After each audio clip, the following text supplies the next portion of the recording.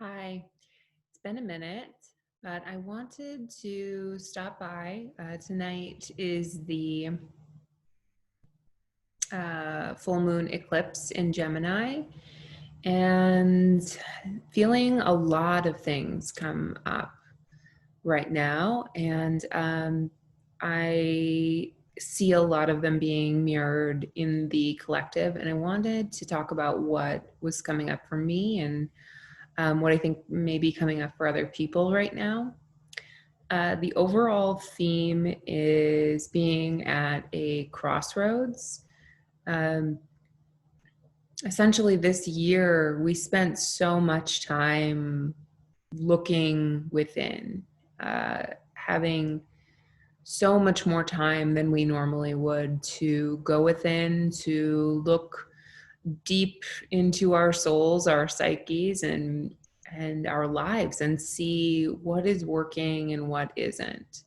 And now, as we have 1 month left to go of 2020, it really feels just like this profound sense of what a whirlwind this was, what a true whirlwind this year was, and that this month is likely to go by in a flash, just as the year did. And where are we going for the next year in 2021? What do we want to bring with us? What did we learn in this whirlwind of a year? What in the pain and frustration of living through this year, what did we come out saying, I'm no longer going to do that? Uh, it's something that, I mean, I have been feeling it on multiple levels for myself. Um, there are several things. I mean, where I started at the beginning of this year was a radically different life than what I have now. I was a radically different version of myself than I was now. And what I'm feeling come up for me during this eclipse, it's hitting me a little harder than the average person. If you know anything about astrology, you know that this eclipse is in 8 degrees of Gemini. My moon is in Gemini at 9 degrees. So I am truly like, this energy is has a very incisive energy that is cutting right through my essence right now. I'm really feeling it as much as I possibly could. Um, I want to talk about my experience, but I also want to bring that back to the collective, because I do believe that it is a mirror for what is going on at large. This is not just my experience by any means. So much of this year has just been cutting out the things that are not working, the things that I was afraid to leave behind, the things that I couldn't see my way out of. I wasn't sure, how am I going to get from point A to point B? And then those things were just sort of ripped from me, so that there was no decision. There was nothing on my behalf where I had to go, oh, you know what, that's not working. And I do see that happening with the collective a lot too right now, where the things that people were clinging to that they didn't even actually really like, they were just what was normal and what they were used to. Those things got pulled out from under them. And that shock of that happening, maybe there were some people who still have some anger about that being ripped from them. But at the end of the day, there is also this feeling of freedom, this freedom from this thing that you really didn't want to have, that you only had because it was comfortable, it was easy, it was where you wound up. It wasn't where your soul was really calling you to be. I think a lot of people got into the whole, you just go to work every day. You go to work, you go to the office, you do your commute, you do your thing every day, and you don't think about that, about the time that takes away from your life. So many people, especially in Los Angeles, I know massively in New York, their lives are completely revolve around their career. Work is all there is, and life is what is fit in around your career. And for people who are really passionate about what they do and they love it, that can be incredible. And yet for the vast majority of people who work at big corporations that are kind of doing jobs that are meaningless and that aren't super fulfilling, they don't really feed your soul. This was not something, wasn't something that an extraordinary amount of thought was put into. It was, I need a job, I need healthcare, I need all of these things, and this is a company that's going to provide that for me. I exchange 40 or 50 hours a week in exchange for a living wage and health insurance. And now with this working from home, while most people have not been able to spend time out in the same ways that they used to, socializing, there is this time in your home has really caused people to go to a place where they almost can't imagine going back to an hour-long commute or however long it takes, and spending that much time away from your home, from your family, from your loved ones. Like, what were we doing? It's caused a lot of people to wake up and go, what was even the point of all of that life? What is the point of that life, to spend all week essentially where you're giving the best parts of your day to a corporation, which, I don't want to shit too heavily on that. You do need a living wage. We all need that. We need health insurance. We need what we need. And I don't want to put that down. And yet there is something about this time that has caused us to go a little bit deeper and to go, what is my time worth? What is my life worth? Like, what do I actually want to be doing with this time? Because it's precious and it's not guaranteed, and I might lose it at any moment, and I might get sick. Everything that I have might be taken from me. And so do I really want to waste what time I have, living for a corporation, or where most of my life is revolving around this? In other ways, it's bled out beyond just your work. It's bled into relationships. Are these really the types of people that I really want to be spending my time with? And there's been so much polarizing content in the news. There has been so much polarization of thought. I've absolutely pulled away from people that I feel like we're just not in alignment anymore. That's not to say that I would never speak to them again. It's just kind of a natural thing that happens when you start to look at the people around you and go, oh, wow, that's all you post about. That's all you talk about. That's not really what I want to let into my field around me. It's becoming choosier about who you let in and who you spend time with, because this space around us has become more sacred.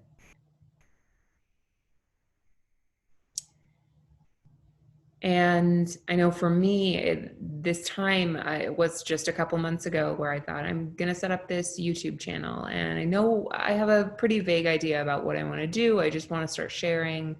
I want to talk about what I've been through. And, I started off talking about my upbringing as a Jehovah's Witness, and then I, start to go into ayahuasca, and I go into a few other things. And very quickly, it seemed like there was a lot of interest generated among the ex-JW community around my videos, which I appreciate so much. And yet, that was so long ago for me that I was even in that it's not something that's like top of mind, really. Like, I get a lot of comments and a lot of people reaching out that want to talk to me about this.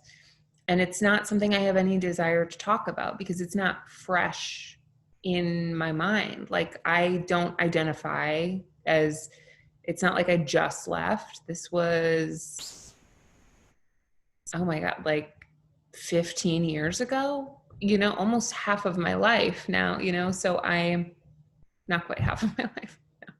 But this was a really long time ago. There's so many passionate commenters, and there's people who, want to bring this up where they place certain ideas on me. And I get that. With YouTube, you get whatever you get. People want to say whatever they want to say. And that's kind of part of the deal. Like, I don't get to decide. I don't get to control what people say. But I found myself looking at like, wow, this is getting so much more attention than the other things that I actually am passionate about. Should I be posting more of this just because this is what people want to hear? Or do I go with the original plan? The original plan was for that to be a one-off, to never go back to that again, because that's, unless it's super necessary, but there's not much more for me to say about it. I'm not out there. I'm not looking to do some rallying cry, against the organization. I don't want to try to force people out of the organization who don't want to leave. I'm not interested in just talking crap about them. It's not like fun or exciting to me. I've moved on to other areas. And yet there is just this need, for, well, it's working, so why not? And that's been part of what I've been dealing with lately is, do I go with what is working, what other people want to see, or do I go with where my heart really is, which opens me up to a lot of criticism. I've already gotten plenty of comments from people saying, that I've opened myself up to demons, that I've done too many drugs, and that it's messed with my mind, that I am crazy, that if I believe in anything remotely spiritual, psychic ability, in anything, astrology, whatever, the whole litany of things that I am into, and meanwhile have never been more stable in my life, people get to have their say about that. And it doesn't bother me really, but it's also kind of like, it's nice to just hear from people who, those are your people, the people that you resonate with. And I think, that is probably something that can take some time. And meanwhile, I see that mirrored back in the collective of, during this time, it is really about going within and solidifying who you are and what you want right now. And maybe you'll be alone. Maybe you won't have anyone to talk to. And maybe that's the point. That's the thing that's going to make you stronger. That's going to be the fire that,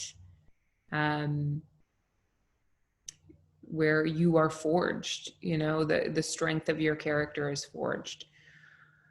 It's not easy. It's absolutely not easy. It's very isolating. I have very few people that I feel like we are on the same sort of page, the same wavelength.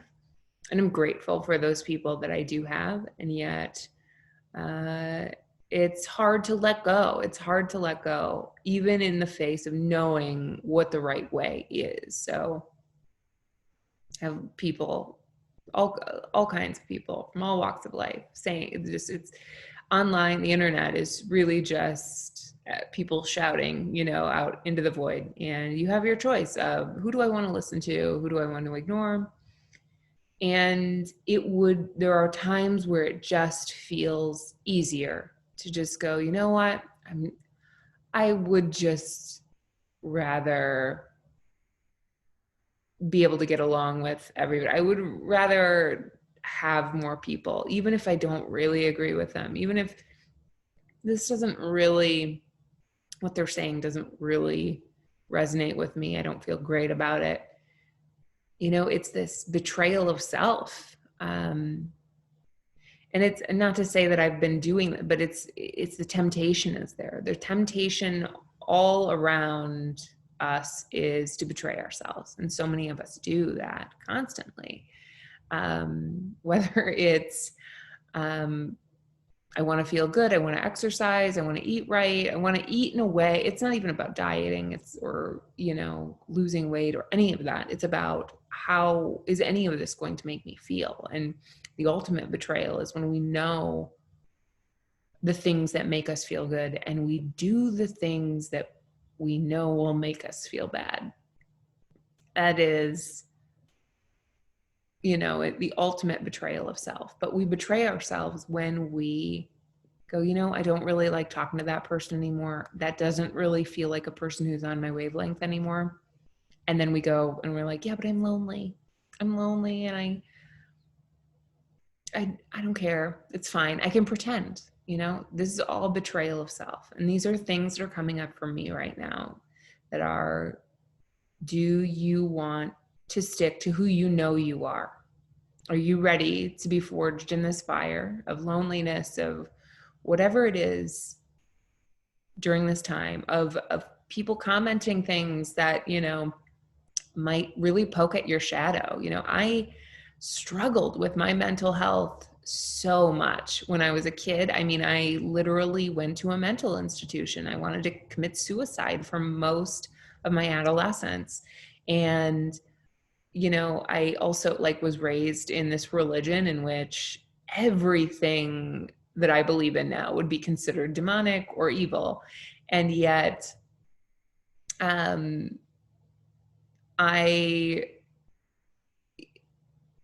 can't deny that this is where I'm at now, and that, shockingly to everyone, that that where I'm at now is the most stable place. It's the furthest away from wanting to hurt myself, wanting to hurt anyone else, of any of that.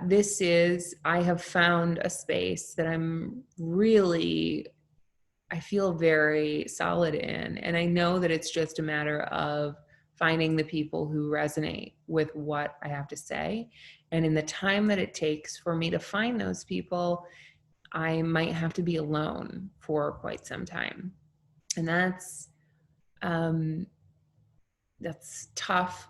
And yet it's causing me to rely on faith that they will come through, that anyone will come through, which I know intuitively, I know deep within my soul that it would be impossible for me to just sit here and do my work every day and not get distracted and not betray myself. And if I continue to do that and I speak my truth and I make the content that I want to make that's true to who I am, it feels like it's coming from the deepest part of myself, the topics that really light me up, I know that it would be impossible for me to stay in that zone for too long without finding the right people. Because I know that when you do what you are meant to do and the things that make you excited and light you up, you naturally become a magnet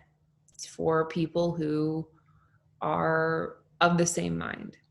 It might take a minute. It might be lonely. You might get, a little harassed from people who are, a little bit different in the meantime. But ultimately, it is probably worth it. So on this eclipse full moon, I am making a vow to myself. I'm at this crossroads and I'm saying that I am committing right now to choosing the path of doing exactly what I want to do. And whoever needs to fall away, whoever has comments that are not supportive or, that don't align or they don't feel like this is right, I welcome them with love to leave. I'm not upset. I'm not angry. I don't wish any harm on them. I'm just ready to let everyone who isn't meant to be in my life or watching my channel to leave. And I am putting out into the universe that I want to find the people that my message really will resonate with. So that's my intention on this full moon. Yeah. I feel like there's so much more that I wanted to share that I have not. And it's like I started off this channel with a lot of confidence and like, I know what I'm going to do. And then of course the comments start rolling in and then you go, wait, am I doing this right? Should I actually be doing something else? Should I be making different content? And I don't think that's going to fly. I don't think that that's what I'm meant to do. I don't think I'm really a kind of person who can do what other people want with zero regard for what I'm actually interested in for too long without it being kind of disastrous. So, yeah, that is my new commitment to myself. If you are at this same crossroads where you are staring down 2021 and you are saying, this, I cannot do more of what I have done this year. Where did this year go? I'm around all of these people that I don't really resonate with anymore. I'm still doing work, or I don't know what's coming next for me. I know so many people right now who truly have no idea what their next year is going to look like, where they're going to get their income, where they're going to live, who they're going to live with. Like truly, so many people are in this place right now, and it can be terrifying. You can choose to look at this as scary, or you can choose to look at it as exciting. And it's easier said than done when you're not at that point. But as someone who is at that point where I truly don't know where I will be, I don't know what I will be doing, I don't know how I will be making income, who will be around me. I don't know any of that.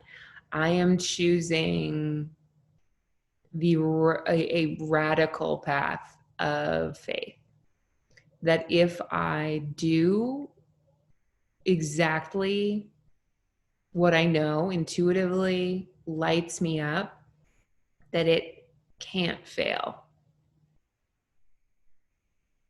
which sounds like a big statement. But I believe that's true.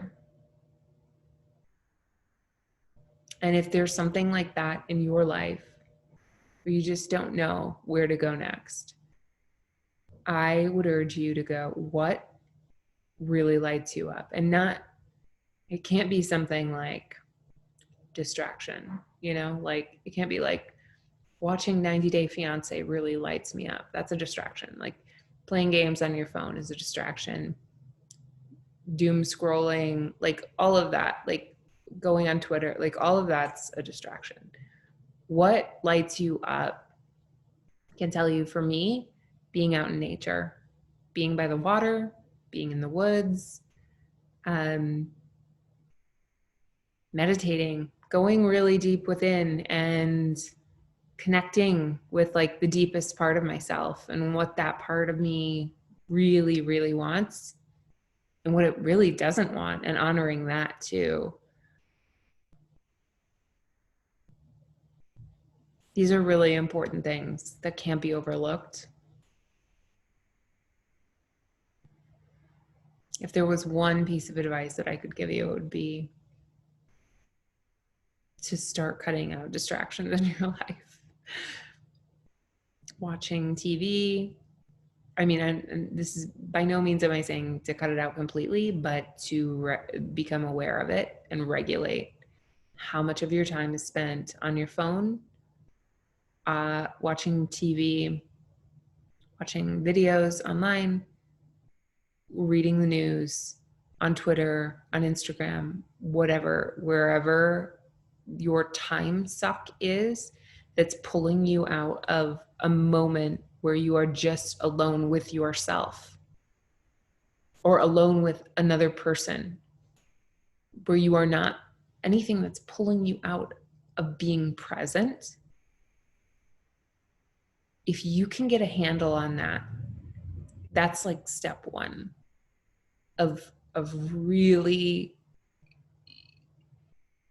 figuring out, you know, where you want to go. Because if you don't know what you want to do, if you don't know what excites you, it's because you don't know who you are. And if you don't know who you are, it's because you're looking outside of yourself so much that you don't even identify with, wait, who am I? Because you're spending so much time going, well, they're doing this and I'm watching this and what's going on over here and what's happening over there, that you're never really looking inside at going, wait, what do I like?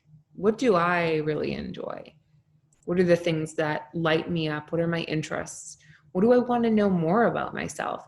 Do I like this, or do I not even know what I like? I mean, it's such a small thing, and I urge you that if you think, you know, like, you could be somebody who's like, I love pizza and tacos. Really? Is that really all you are? As a person who loves pizza and avocado and like avocados and tacos, I'm just thinking about all of the most cliche foods that like everyone likes. Like, I like to laugh. Really? That's who you are? These are what dating profiles look like, by the way. That's where I'm pulling most of this from, is some people just don't know themselves at all. So when they do have a moment to think about who they are, they go to the most cliche, broad things. I love tacos. No way. I don't believe it.